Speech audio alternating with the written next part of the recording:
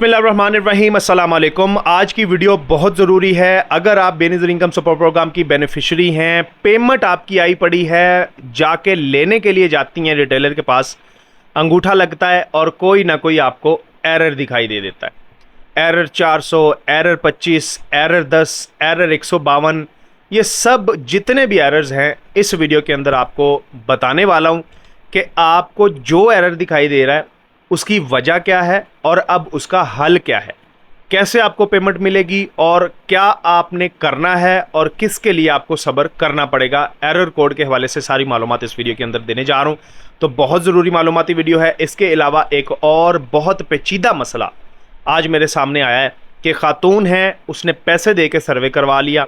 जैसे भी हुआ मुझे नहीं पता उसने कैसे सर्वे करवाया, मैंने तफसील पूछी है तो जी मैंने पैसे दिए थे किसी को, उसने मेरा सर्वे कर दिया। अच्छा, सर्वे जब हुआ है वो रजिस्टर्ड भी होगी, पीएमटी स्कोर उसका 32 से कम भी है, पेमेंट आई है तो पेमेंट उसको मिल नहीं रही। क्यों नहीं मिल रही? रिटेलर वाले कहते हैं जी आपकी पेमेंट यहाँ पे शो ही नहीं हो रही, फलां एरर दिखाई दे रहा है। जब वो दफ्तर में जाके पता करती है तो उसे कुछ बताया नहीं जाता और इंटरफेस चेक करवाया गया है तो उसमें जो डिटेल सामने आई है वो मैं बता देता हूँ। उस खातून को नहीं पता था कि आखिर मसला क्या है, तो उसको पंजाब की रहायशी लाहौर की, उससे रजिस्टर्ड करवा दिया गया जी सिंध के अंदर। ठीक है, तो सिंध के अंदर उसे रजिस्टर्ड करवा दिया गया। अब अगर पुराने तरीके के मुताबिक उसको किस्तें मिलती होती तो उसे तो जाना पड़ता सिंध में, वहाँ से जाकर उसको किस्त मिलती। तो अब 14,500 रुपये की किस्त लेनी है, डबल खर्चा वो करके बेचारी जाए किस्त लेने के लिए, कैसे मुमकिन है भाई? तो ये भी परेशानी आपके साथ मैं डिस्कस करूंगा इंशाल्लाह पूरी तफसील से। इसका हल क्या है वो भी मैं बताता हूँ। बहरहाल एरर कोड सबसे पहले मैंने लिस्ट बनाई हुई है कि जो मुझसे सवालात पूछे जाते हैं कि मैं जब पेमेंट लेने जाती हूँ एरर 400 दिखाई देते हैं, एरर 152, 10 नंबर 153, एरर 25, एरर 400, इसका मतलब क्या है, वजह क्यों क्या बनती है, क्यों ऐसे एरर आते हैं और इसका अब हम हल कैसे निकालें। तो सबसे पहले एक बड़ा कॉमन एरर आता है, खातून पेमेंट लेने जाती है तो वहाँ पे जो है वो सारा कुछ अंगूठा वगैरह लगा के सब कुछ होके निकलता है वहाँ पे, लेकिन जब एरर कोड सामने आता है तो वो लिखा होता है एरर 400। ठीक है, आपने काफ़ी ज़्यादा पोस्टर भी देखी होंगी। इसकी वजह क्या बनती है? इसकी सबसे पहली तो वजह यह है कि balance is not correct on withdraw, यानी रिटेलर भाई साहब जो बैलेंस लिख रहे होते हैं ना वो दुरुस्त नहीं लिख रहे होते, तभी एरर कोड 400 आता है। अगर वो दुरुस्त लिख भी रहे होते हैं कि ठीक है जी आपकी 14,500 रुपये की किस्त आई है, तो वो 14,500 रुपये लिखता है तो आपकी 14,500 रुपये की पेमेंट होती नहीं है, ज़्यादा होती है या कम होती है, ये जो भी मसला मसाइल होता है वो पेमेंट का इशू होता है। यानी जो आप रकम लिख रहे हैं वो रकम दुरुस्त नहीं है आपके बैलेंस के मुताबिक, तब आपको एरर कोड 400 दिखाई दिया जाता है। इसका हल क्या है? इसका हल है कि ऑटो बैलेंस इशू। मिसाल के तौर पर अगर ऑटोमेटिकली वहाँ पे ऑप्शन मिलता है कि सिलेक्ट कर लिया जाए तो बेहतर ऑप्शन है, नहीं तो फिर बैलेंस को दोबारा जो है वो एडिट करना पड़ेगा, दोबारा दुरुस्त बैलेंस के साथ वहाँ पे लिखना पड़ेगा, तब आपकी पेमेंट मिलेगी। अब आपको नहीं पता कि आपकी पेमेंट है कितनी, तो बड़ा सिंपल सा हल है, जो आपको मैसेज आया होता है ना उसके अंदर आपकी रकम लिखी होती है कि आपके सोशल प्रोटेक्शन वॉलेट में इतनी रकम जमा कर दी गई है। अच्छा, बाज़-औक़ात बैंक का मैसेज नहीं आता तो आपने करना क्या है, simple Benazir income support programme के दफ्तर में जाना है, वहाँ पे उनको जाके कहना है जी कि मेरा बैलेंस चेक कर दें कितना है। वो इंटरफेस निकाल के आपका बैलेंस चेक कर देंगे, बैलेंस चेक हो जाएगा, पता चल जाएगा मेरी इतनी पेमेंट है। जाके रिटेलर भाई साहब को उतने ही बताने हैं कि इतनी पेमेंट आई हुई है, अब उसके मुताबिक वो पेमेंट लेके आपकी निकाल देगा। एरर कोड 400 का ये सोल्यूशन है और ये वजह बनती है। अच्छा, उसके बाद एक एरर कोड 400 आता है, उसके साथ लिखा होता है जी इनवैलिड कस्टमर डाटा। ये एरर कोड 400 का दूसरी शक्ल मैं बता रहा हूँ। इसमें लिखा होता है कि इनवैलिड कस्टमर डाटा, यानी जो डाटा दिया जा रहा है कस्टमर का वो इनवैलिड है, वो वैलिड नहीं है। अच्छा, इसमें क्या होता है, लोकेशन सेटिंग का इशू हो सकता है। मिसाल के तौर पर देखें, एक खातून है, मिसाल है, वो पेमेंट लेने गई, एरर 400 आया और साथ में ये वाला लिखा हो ना कि कस्टमर इनवैलिड डाटा, तो नंबर एक तो जो रिटेलर है वो अपनी जो लोकेशन की सेटिंग है वो उसको दुरुस्त करेगा, फिर ये एरर जो है वो दूर हो सकता है। ठीक है, तो ये और कोई एरर इसका मतलब ये नहीं है। हाँ, इसके साथ और बात जुड़ी हो सकती है कि कस्टमर एक्सपायर, जो CNIC है वो एक्सपायर हो चुका हो, या कोई और इस तरह का इशू दिखाई दे रहा हो, तो तब ये मुमकिन है कि सेटिंग करने के बाद वो इशू पता चले, वो भी इंटरफेस निकालें, पता चल जाएगा, या दफ्तर जाके आप पता कर लें कि मेरा इनवैलिड कस्टमर डाटा क्यों शो हो रहा है। तो वो आपका डाटा चेक करने के बाद वो फिर बैंक को भी, ज़ाहिर सी बात है, अगर इनवैलिड है तो मुतल्लका बैंक को आपको मुतला करेंगे और फिर आपका डाटा जो है वो आपको बैंक जाके ठीक करवाना पड़ेगा, अगर कोई ऐसा इशू है। नहीं तो लोकेशन चेंज करेगा वो, जो एग्जैक्ट लोकेशन बनती है उसके मुताबिक फिर वो आपकी किस्त आपको दे देगा। ठीक है, तो ये चीज़ है। उसके बाद है जी error code 152, sorry wallet is suspended. यानी 152 का एरर कोड दिखाई दे जब किस्त निकालते हैं, तो उसमें ये जो वॉलेट सस्पेंडेड है, इसका मतलब ये है कि account is closed, BISP office issue route office. यानी इसका मतलब ये है कि सिंपल सा देखें, आपका अगर सस्पेंड हो चुका है ना वॉलेट, तो ये बैंक की जानिब से किया जा सकता है। ठीक है, कि इसमें कोई इशू है या अभी वो एक्टिव ही नहीं किया गया, या कोई और वजह बन सकती है, ये बैंक की वजह है, आपकी वजह नहीं है।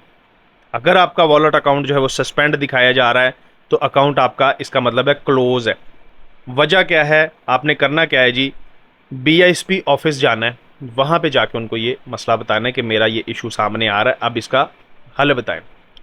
अच्छा, वो फिर बाकायदा तौर पे ईमेल करेंगे बैंक को, और आपकी बाकायदा जो है वो डिटेल चेक करने के बाद अगर आपका अकाउंट एक्टिव नहीं है, सस्पेंड हो चुका है, या जो भी मसला है उसको रिजॉल्व करेंगे।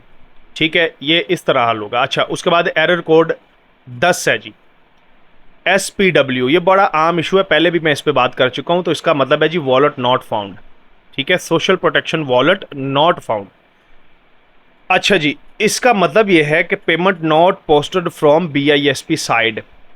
यानी अगर wallet account found not issue आ रहा है SP10, तो इसका मतलब है कि अभी पेमेंट जो है वो ट्रांसफ़र नहीं हुई बेनज़ीर इनकम सपोर्ट प्रोग्राम की जानब से बैंक को। अगर बैंक को मौसूल हो गई, जैसे बच्चों के वज़ाइफ आगे थे, ठीक है, वो अभी अकाउंट एक्टिव नहीं थे ख़वातीन के, तो पेमेंट उनकी आई पड़ी है, लेकिन चूंकि उनके अकाउंट एक्टिव नहीं थे, तो अब उनको अगली डेट के अंदर जो है वो ये बच्चों के वज़ाइफ या अगस्त में जो है वो जारी किए जाएंगे। तो ये सेम वही इशू है। उसके बाद एरर कोड 10 नंबर, इसमें भी ये लिखा आता है sorry we are unable to process. यानी हम अभी ये करने के काबिल नहीं है। ये एरर कोड 10 की दूसरी शक्ल है। इसमें बैंक का इशू है retry again after some time, यानी कुछ देर के बाद आपने ट्राई करना है, फौरी ट्राई नहीं करना। अच्छा, उसके बाद है जी error code 10 number, NADRA services are down. इसमें क्या है, अगर अकाउंट नंबर आपको 10 दिखाई दे और नादरा के जानब से रिलेटेड कोई मसला सामने आए, तो इसका मतलब है कि वो बैंक डाटा फैच नहीं कर पा रहा नादरा के साथ, जिसकी वजह से आपका ये मसला सामने आ रहा है। तो इसमें आपने दोबारा ट्राई करना है, बार बार ट्राई कर लें, नो इशू, या फिर कल परसों कुछ देर बाद वक्फे से ट्राई कर लें, ताकि ये इशू सॉल्व हो जाए नादरा का बैंक के कनेक्टेड के साथ, तो ये मसला हल हो जाएगा। अच्छा, उसके बाद है जी एरर कोड 153, यानी 153। इसमें इनकरेक्ट वॉलेट ID। इसका क्या है जी, wrong wallet used enter correct wallet. इसमें ये होता है कि मिसाल के तौर पर मेरा वॉलेट अकाउंट बना हुआ है HBL का, मिसाल है। अब मैं बैंक अल-फलाह सेलेक्ट कर बैठा हूँ, वहाँ पे रिटेलर हूँ ना, बैंक अल-फलाह सेलेक्ट किया है, तो मैं वहाँ पे अगर ID लिखूँगा तो मेरा इनकरेक्ट वॉलेट ID शो होगा, एरर कोड 153 आएगा। तो इसमें जो है वो वॉलेट अकाउंट सही से चेक करके आपको जाना पड़ेगा। अगर आपको मैसेज आ गया बैंक का, नहीं तो फिर आप इंटरफेस से पता कर लें कि आपका बैंक अकाउंट कौन सा बना हुआ है, तो उसमें फिर आपको सिंपल जो है वो ये समझ आ जाएगी और आप जाके वही सिलेक्ट करवा सकती हैं। उसके बाद है जी पेमेंट स्टक का इशू। ठीक है, इसमें क्या होता है जी, ये टेम्परेरी इशू होता है due to system load fixed now. ये जो पेमेंट स्टक का इशू था ना, ये मसला हल कर दिया गया है। जो बेनिफिट इनकम सपोर्ट प्रोग्राम वाले हैं उनके मुताबिक ये मसला हल कर दिया गया। अगर आपको पेमेंट स्टक का इशू था तो अब जाके आप अपनी पेमेंट निकलवाएं, इंशाल्लाह निकल आएगी। ठीक है। अच्छा, उसके बाद है जी error code 25, this operation is not allowed this time. यानी अगर आपको एरर कोड 25 दिखाई दे, अकेला 25, तो इसका मतलब है कि ये अभी जो कार्रवाई आप कर रहे हैं वो अभी अलाउ नहीं है। इसमें क्या वजह हो सकती है जी, टाइम ऑफ इशू, यानी टाइम की जो है वो इसमें पाबंदी हो सकती है, मसला बन सकता है। ये भी तकरीबन हल कर दिया गया है और इसमें जो है वो अब आपको पेमेंट मिल सकती है। एरर कोड 25 रिजॉल्व कर दिया गया। अच्छा, उसके बाद एरर कोड 400 की बात कर रहा था, इनवैलिड कस्टमर डाटा की, जिसमें मैं आपको बता चुका हूँ कि ये वाला जो इशू सामने आता है। अच्छा, इसी से रिलेटेड एक चीज़ मैं आपके साथ शेयर करता चलूँ। खातून थी, वो लाहौर की रिहायशी थी, उसने पैसे देके किसी को सर्वे करवाया। अब उसने क्या किया, उसका सर्वे जो है वो जहाँ भी उसका हाथ वगैरह पहुँचता था उसने सिंध में रजिस्टर्ड करवा दिया, सिंध में उसका सर्वे करवा दिया। अब अल्लाह के बंदे, ये समझ नहीं आई कि मिसाल के तौर पर अगर ये सिस्टम होता पुराना तो उस खातून का सिंध में सर्वे करवाने के बाद क्या होता, किस्त भी सिंध से जाके लेनी पड़ती, फलां अपने ज़िले से जाके लेनी पड़ती। तो अब बेचारी वो 14,500 रुपये की किस्त लेने के लिए सिंध जाती।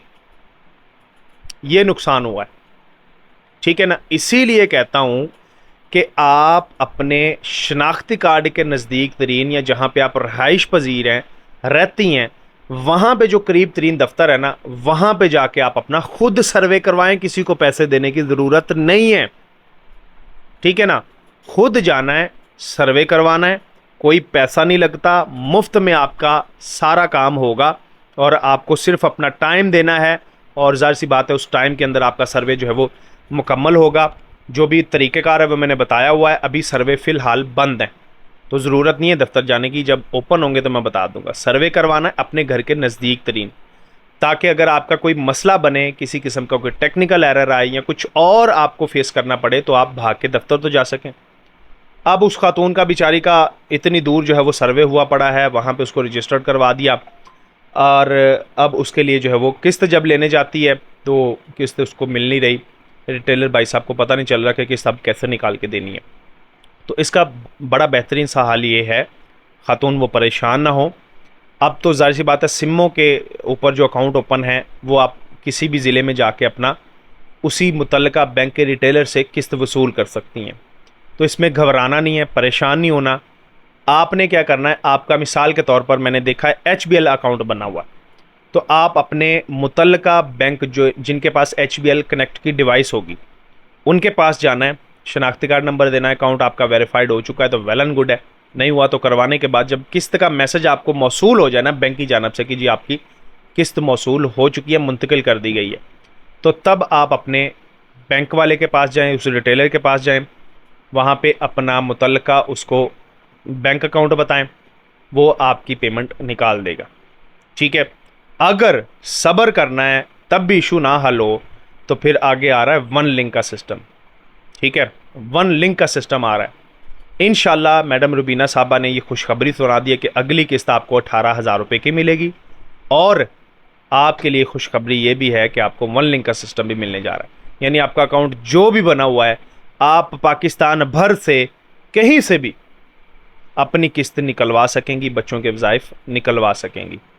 जो भी आपका अकाउंट बना हुआ है, आप इजी पैसा, मिसाल के तौर पर आपका HBL बना हुआ, आप इजी पैसा वाले के पास जाएं, वहाँ पे जाकर उसको अपना बताएं अकाउंट नंबर, तो वो आपकी पेमेंट निकाल देगा। ये होता है वन लिंक सिस्टम, तो इसमें परेशान होने की ज़रूरत नहीं है। बहरहाल आप एहतियात किया करें और सर्वे अपने घर के करीब तरीन खुद करवाया करें, पैसे देने की ज़रूरत नहीं है। ये एरर भी बताने का मकसद यही है कि मैं आप मुझे मैसेजेस करते हैं और फिर मैं आपको, ज़ाहिर सी बात है कितनी सारी जो है वो इतने मैसेजेस का जवाब नहीं दे सकता, तो मैं इसलिए वीडियोस बना देता हूँ। अल्लाह आपका हामी नासर हो। वीडियो फ़ायदा पहुँचा है तो लाइक करना है, चैनल पे पहली दफ़ा है तो सब्सक्राइब करना बिल्कुल नहीं भूलना, और हाँ याद है ना दूसरों के साथ भी ज़रूर वीडियोस शेयर करनी है।